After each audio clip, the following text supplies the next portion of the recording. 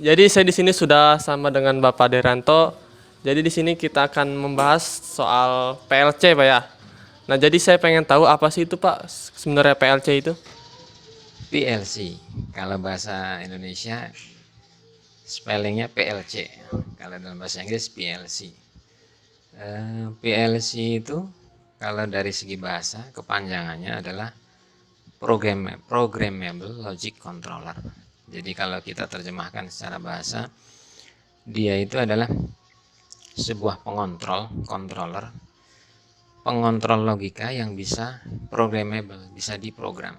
Jadi sebuah alat kontrol yang cara kerjanya berdasarkan logika yang bisa kita program sesuai dengan kemauan kita. Mungkin secara umum gambarnya seperti itu.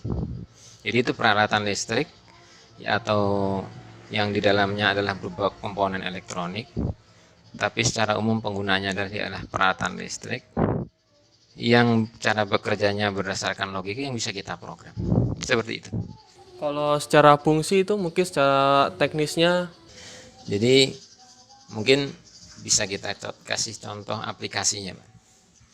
Kalau dalam kehidupan sehari-hari nih, kita kan suka melihat peralatan listrik seperti ada kipas angin, kemudian kulkas atau freezer ya. Nah, di situ sebenarnya ada sebuah controller. Contohnya dalam kipas angin itu kita ada controller untuk menghidupkan dan mematikan on off. Tapi ada juga selain on off, dia juga ada pengontrol waktu yang biasa dibilang timer. Nah, itu kan dengan timer tadi kita bisa ngatur berapa lama sebuah kipas hidup. Misalnya kita setting 1 jam, maka kipas akan hidup selama 1 jam. Nah, setelah 1 jam maka akan off, akan mati. Nah, PLC itu, di dalam PLC itu terdapat gabungan atau rangkaian dari kumpulan dari bermacam-macam fungsi, diantaranya timer, diantaranya untuk on off itu sendiri. Kemudian ada penghitung. Jadi misalnya kita butuh menghidupkan suatu peralatan dengan persyaratan dipencet 3 kali misalnya, itu kita bisa lakukan dengan PLC tadi. Jadi misalnya sebuah peralatan atau misalnya sebuah lampu nih, kita pengen hidupnya itu dengan cara dipencet selama 3 kali, 1, 2, 3 baru lampu hidup. Nah, itu bisa, tugas itu bisa dengan mudah dilakukan oleh PLC. Di perusahaan kira-kira kan ada mesin yang sangat besar nih. Dalam mesin yang sangat besar itu dia isinya ada berapa PLC itu, Pak? Dalam sebuah industri biasanya kan kerumitan mesin itu sangat tinggi. Artinya dalam mesin itu terdapat berbagai macam, nggak cuma sekedar hidup mati on off, tapi di situ ada yang hidupnya berdasarkan waktu, ada yang hidupnya berdasarkan sensor, ada yang hidupnya berdasarkan gerakan. Nah, itu biasanya secara umum dalam satu mesin yang rumit ada satu PLC. Cuman dari PLC itu ada banyak input dan ada banyak output yang bisa mengontrol sekian banyak gerakan, sekian banyak masukan, sekian banyak parameter. Biasanya PLC-nya satu. Atau kalau mungkin tempatnya terpisah, PLC-nya 2, tapi dia terintegrasi, terkoneksi dan terintegrasi. Seperti itu. Saya di Google itu kalau nggak salah ngeliat bentuk alat PLC itu, jadi dia kotak gede. Jadi dia ada kayak 1, 2, 3, 4, itu kayak gitu bukan sih, Pak? Iya, kurang lebih. Itu kan dalam sebuah unit PLC ada namanya modul kan. Nah, modul itu ada modul input, ada modul CPU-nya, central processing-nya, kemudian ada modul power supply-nya. Jadi biasanya bagian-bagian utama dari sebuah PLC itu ada power supply, kemudian CPU, kemudian input, kemudian output. Input sendiri ada macam-macam, ada input digital, ada input analog, output juga ada input digital, output analog, mungkin seperti itu. Gambarannya kurang lebih seperti itu. Berarti hampir sama kalau nggak salah, sama kayak CPU komputer. Iya. Jadi ada mesinnya, ada hard disknya, seperti itu, Pak ya. Benar. Bapak berarti kerja di sana udah cukup lama, Pak ya? 5 tahun, 10 tahun? Ya, udah lebih dari itu. Lebih dari itu? Oh, berarti sangat lama sekali. Nah, kan kebetulan sekarang nih, apa istilahnya ya, banyak karyawan yang sebenarnya di PHK-in, dan juga angka pengangguran sekarang kan makin banyak. Itu apakah di kantor Bapak itu termasuk atau enggak tuh, Pak? Untuk sekarang ini kan memang situasi pandemi, memang hampir semua perusahaan terkena imbasnya, termasuk di tempat saya juga ada. Ya. Cuman alhamdulillah masih secara umum masih beroperasional. Walaupun kapasitasnya menurun, tapi masih beroperasi. Kalau untuk masalah jam kerjanya itu, Pak, apakah beda? Ada yang sebagian mengalami perubahan, ada juga yang tetap cuman jumlah SDM-nya yang dikurangi. Sekarang kalau kita lihat dari segi segi perekonomian, emang sekarang dasarnya lagi anjlok, Pak ya. Karena emang gara-gara pandemi ini, dan juga kita harus pinter-pinter istilahnya ngirit keuangan.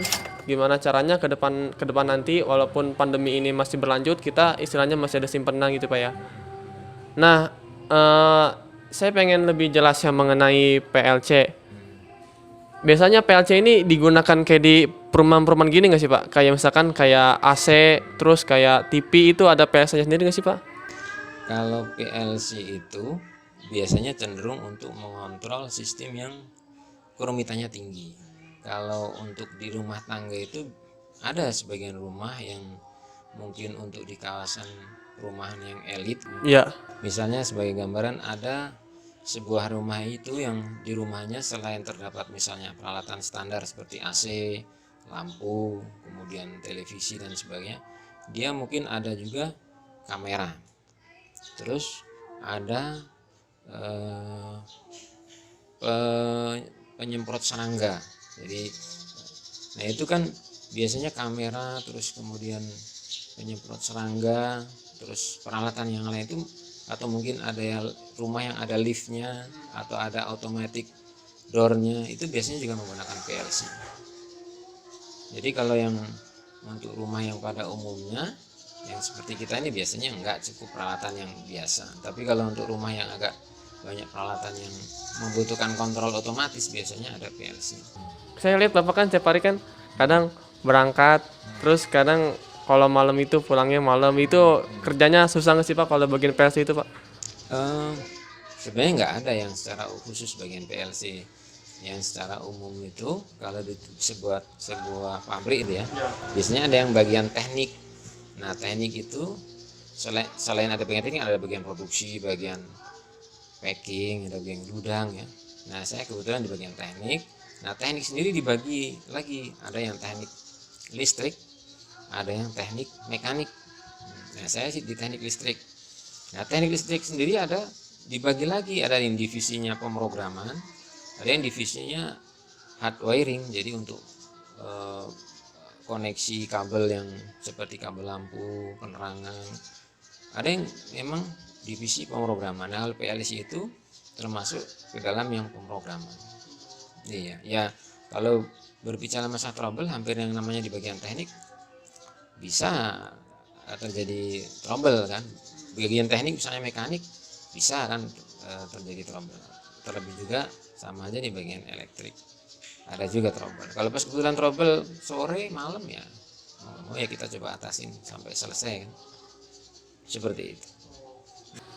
Nah, untuk kedepannya nih, Pak, kira-kira untuk harapan Indonesia sendiri, Pak, dalam menghadapi situasi neonormal ini tuh gimana tuh, Pak?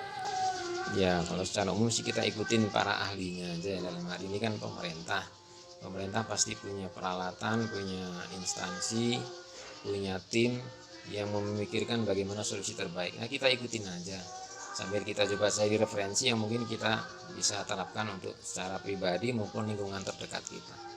Terbaik seperti itu menurut saya. Lebih susah mana, kita yang mencontohi orang, apa kita yang ngasih contoh ke mereka?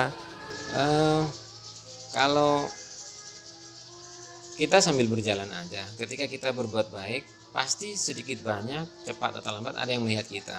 Tanpa disuruh pun, ketika seseorang melihat kebaikan, secara fitrah pasti orang itu akan meniru yang baik. Tapi kalau sesuatu hal yang buruk, kalau diulang-ulang, nanti berbahayanya akan bisa dianggap itu sesuatu yang lumrah. Makanya sebaiknya kita memberikan contoh yang baik. Nanti mudah-mudahan harapannya orang akan mencontoh kita gitu. Nah, untuk yang terakhir nih, karena waktunya mau maghrib, Jadi Bapak ini untuk di bagian PLC sendiri Pak, ada suatu kejadian yang emang nggak bisa dilupain nggak sih Pak? Hmm, pada dasarnya kalau di bidang teknik ya secara umum itu kan selalu perkembangannya itu cepat sekali. Dulu di tempat saya yang lama, pekerjaan yang lama itu peralatan terutama PLC-nya seperti ini, mereknya ini, tipenya ini, saya anggap itu udah canggih. Tapi ketika di tempat yang baru ternyata ada yang versi yang lain yang lebih baru, yang kadang fiturnya atau fasilitas dalam PLC-nya itu sepertinya bukan hal baru tapi mempunyai poin-poin plus kelebihan. Jadi di situ kadang saya surprise itu, oh ternyata ada fitur ini yang bisa melaksanakan sebuah instruksi dan simpel gitu. Itu kadang surprise-nya di situ. Khususnya dalam bidang teknologi, IT maupun teknologi yang lain itu selalu ditemukan hal-hal baru, karena itu kita berusaha untuk mengikuti, dan ketika kita ketemu hal baru itu biasanya kita langsung merasa tertantang untuk bisa memahami kemudian mengaplikasikan. Nah itu yang satu itu jadi surprise, yang keduanya kita jadi merasa terpacu untuk belajar. Mungkin itu aja.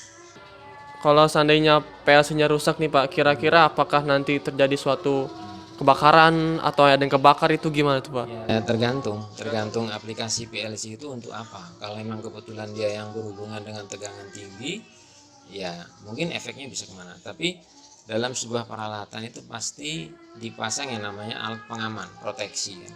Jadi biasanya sebelum terjadi hal yang tidak diinginkan, sistem proteksi itu akan bekerja.